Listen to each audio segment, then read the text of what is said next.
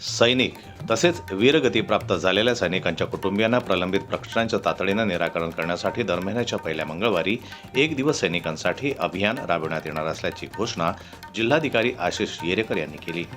जिल्हाधिकारी कार्यालयातील नियोजन भवन इथं जिल्हा सैनिक कल्याण कार्यालयामार्फत आयोजित सशस्त्र सेना ध्वज दिन 2025 निधी संकलन शुभारंभ व माजी सैनिक मेळाव्यात ते बोलत होते.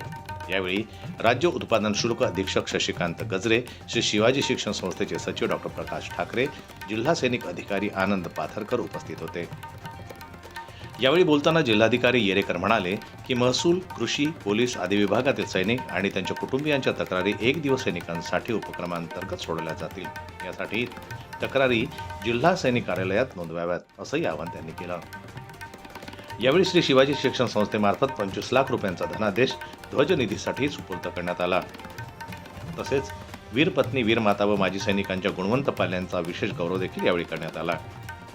यावर्षी 3 कोटी रुपयांचा ध्वजनिधी संकलनाचा संकल्प जिल्हाधिकाऱ्यांनी व्यक्त केला आहे. जनमत लाईव्ह न्यूज करता धनराज खर्चान यांची रिपोर्ट, अमरावती.